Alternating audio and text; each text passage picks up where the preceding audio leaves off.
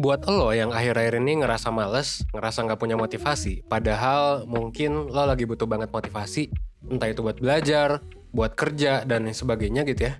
Kebetulan banget, di video ini gue bakal ngebahas alasan dibalik kemalasan lo. Alasan dibalik menghilangnya motivasi lo, pakai suatu pendekatan yang menurut gue cukup praktis nih buat diterapin dan mungkin nggak lo dapetin di sekolah. Sebenarnya 1% udah lumayan banyak ya ngebahas soal gimana caranya mengatasi malas, kayak di video-video sebelumnya. Tapi di video kali ini, kayak yang gue bilang tadi, gue bakal ngejelasin pakai pendekatan behavioristik yang bisa banget lo terapin. So, buat lo yang penasaran, langsung aja lo tonton satu video sebelum tidur ini sampai habis. Dan pastinya, gue juga punya kejutan spesial buat lo yang nonton video ini sampai akhir. So, stay tune ya.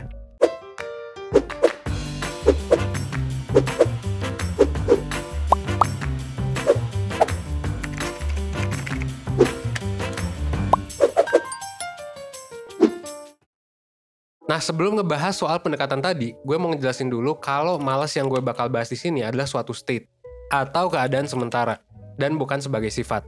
Jadi, malas yang dimaksud di sini adalah suatu keadaan di mana kita nggak punya dorongan buat ngelakuin suatu hal. Nah, ngomongin soal pendekatan behavioristik tadi, ada seseorang tokoh yang bernama Dr. Brian J. Fogg yang merupakan seorang social scientist terkenal dari Stanford University. Dr. Brian Fogg ini adalah spesialis di bidang behavioral science yang nyiptain model yang namanya adalah The Fogg Behavior Model. Model ini kurang lebih ngejelasin tentang gimana orang bisa ngelakuin suatu perilaku. Jadi, nggak cuma bisa dimanfaatin buat ngejelasin alasan kenapa seseorang itu nggak mau ngelakuin sesuatu, yaitu malas gitu kan, tapi juga banyak dimanfaatin buat intervensi perubahan perilaku. Nah, salah satu kegunaan penting dari model ini adalah bisa digunain sebagai guide atau panduan untuk mengidentifikasi hal apa yang menghambat orang untuk ngelakuin suatu perilaku. Nah, untuk mau ngelakuin sesuatu, orang itu sebenarnya harus punya 3 komponen. Pertama motivasi, kedua ability, gitu ya, dan ketiga prompt.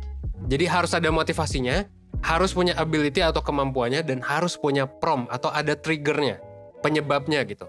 Nah, kalau misalnya lo nggak punya keinginan buat ngelakuin sesuatu, artinya ada salah satu dari 3 komponen itu yang hilang.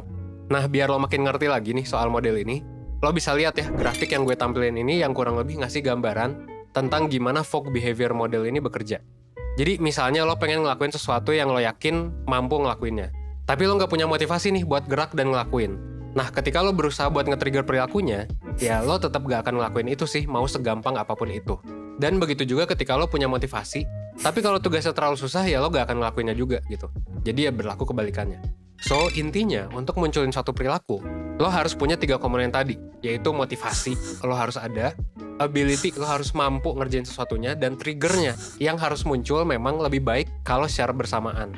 Kalau misalnya salah satu komponennya itu nggak ada, ya lo nggak bakal mau untuk ngelakuinnya.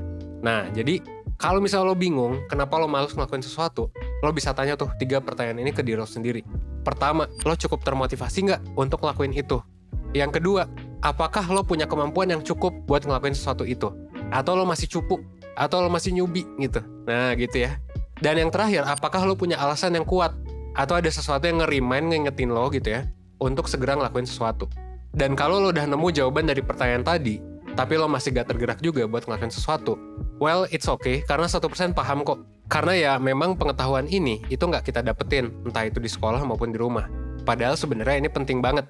Dan ini juga sebenarnya alasan kenapa gue dan tim bikin 1% sih. Buat apa ya? Supaya ngebantu lo untuk ngedapetin pengetahuan penting dalam hidup ya, yang memang gak lo dapetin sebelumnya di sekolah.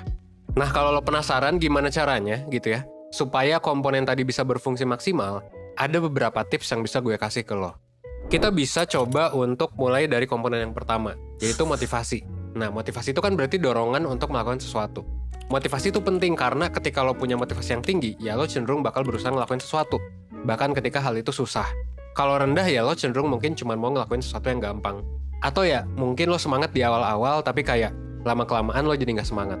Nah, kalau lo masih ngerasa males, lo belum nemuin motivasi lo juga, it's okay sebenarnya. Karena lo bisa pelan-pelan tentuin dengan jelas kenapa lo harus ngelakuin sesuatu yang bisa lo tonton di sini. Kalau misalnya lo mau tahu cara lengkapnya. Nah, itu yang pertama ya, motivasi. Komponen yang kedua adalah ability atau kemampuan. Nah, otak kita itu punya kecenderungan untuk bakal ngelakuin sesuatu yang lebih simple. Jadi kita bakal ngelakuin sesuatu yang sederhana, yang bisa kita lakuin, yang biasa kita lakuin juga. Kalau Dr. Fogg sendiri, itu dia bilang, kalau ningkatin faktor kemampuan ini, itu lebih powerful daripada 2 komponen lainnya. Buat ningkatin kemampuan sebenarnya ada 2 cara yang bisa kita lakuin.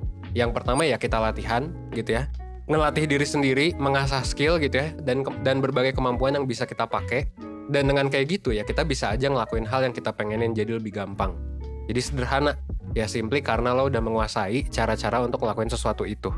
Nah, belajar skill baru buat tingkatin kemampuan mungkin butuh effort tersendiri. Tapi ya makanya disaranin memang pakai cara yang lebih gampang. Dengan ngebuat target perilaku lo itu mudah buat dilakuin. Jadi yang simple-simple dulu aja. Dr. Fox sendiri nyebut ini sebagai simplicity atau kesederhanaan. Dengan kita fokus pada kesederhanaan, dengan ya udah simple gitu kan targetnya. Jadinya kita secara nggak sadar juga ningkatin kemampuan kita dengan lebih mudah. Nah, yang perlu lo lakuin adalah dengan ngebuat tugas lo jadi lebih praktis. Jadi kalau misalnya kompleks ya bikin jadi lebih simple gitu. Jadi waktu dan effort fisik, effort mental yang lo keluarin juga jadi dikit. Itu yang kedua. Komponen yang ketiga adalah prompt atau trigger, yang berarti adalah pemicu yang bisa ngebuat lo ngelakuin sesuatu. Prompt ini atau trigger ini harus disadari keberadaannya biar lebih berguna. Dan orang atau lo ya harus tahu apa yang mau lo lakuin kalau misalnya lo ketemu sama si prompt ini. Contohnya, orang harus bisa lihat lampu merah dan tahu apa artinya lampu merah ya supaya mereka nggak bablas gitu kan, supaya mereka bisa berhenti ketika mereka di jalan raya. Kalau lampu hijau ya jalan gitu. Nah, kalau lo belum nemu trigger lo buat ngelakuin sesuatu, kayak lampu merahnya tuh kapan, lampu hijaunya tuh kapan, coba deh lo bikin sesuatu yang bisa ngasih lo sinyal, yang kalau lo ngelihat sinyalnya atau tanda itu tuh lo mau dan lo harus ngelakuin sesuatu itu. Contohnya misal ketika lo pakai alarm atau pakai to-do list di sticky notes lo gitu. Dan kalau misalnya lo masih ngerasa sulit buat ngilangin kemalasan lo misalnya ngerasa kemalasan lo itu udah ngeganggu keseharian lo, atau lo pengen tahu lebih banyak soal gimana caranya ngelawan rasa malas, gue sih nyaranin lo ya untuk belajar lebih lanjut di webinar 1%. Jadi kita bakal ngadain nih webinar melawan rasa malas itu di hari Minggu 11 April. Nah nantinya lo bakal belajar sama gue, Evan ya, dan Kak Diah juga, psikolognya 1%. Kita bakal ngajarin lo soal gimana cara mengatasi rasa malas dan gimana caranya buat ya tahu penyebabnya sampai dengan ya nanti lo bisa dapet tips dan triknya buat mengatasinya. Nah lo bisa banget diskusi real time ya bareng sama gue dan Kak Diah. Apalagi kalau misalnya lo suka video YouTube 1%, ya gue yakin lo bakal suka juga sama webinarnya gitu ya. Karena materi yang dibahas jauh lebih bagus, lebih lengkap dan lebih aplikatif daripada yang lo tonton sekarang di YouTube. Dan webinarnya juga berlangsung ya 3,5 jam, jadi lo bisa puas belajarnya. Yang paling penting selain webinarnya adalah juga worksheet gitu yang bisa ngasih lo pembelajaran bahkan setelah webinar. Jadi ada action plan-nya. Dan juga yang paling penting lagi adalah psikotesnya sebenarnya kalau menurut gue. Jadi lo bisa tahu apa yang sebenarnya jadi pemicu kemalasan dan keadaan lo sekarang dari psikotes itu kayak gimana. Nah bedanya webinar 1% dari webinar tempat lain adalah habis webinar yang nggak bakal langsung dilepas. Gitu, karena lo bakal bisa diskusi lebih lanjut sama mentor selama 3 hari berturut-turut di grup Telegramnya. Nah, ini semuanya ya 3,5 jam tadi dan lain sebagainya bisa lo dapetin dengan harga 100 ribuan aja. Dan lo udah bisa dapet fitur lengkapnya. Dengan harga segitu lo udah bisa dapet fitur-fitur yang tadi gitu ya, yang tadi gue bilang bisa ngebantu lo buat nyelesain masalah lo. Dan lo juga bisa dapetin promo khusus dengan isi kode yang tertera di layar ini. Jadi jangan lupa pakai diskon dan lo bakal dapat potongan harga sampai dengan 25.000. Jadi di bawah 100.000 harganya. Oke? Kalau misalnya lo tertarik langsung klik aja ya link di description box sebelum lo kehabisan tiket dan promonya. Karena semakin lama harganya bakal semakin mahal. Oke? Akhir kata gue mau bilang semoga video ini bermanfaat dan nambah pemahaman lo ya soal gimana cara mengatasi rasa malas dengan lo bisa aware sama motivasi, kemampuan, dan pemicu dari diri lo. Akhir kata, gue Evan dari 1%. Well, as always, gue tunggu lo di webinar 1%. Oke? Thanks.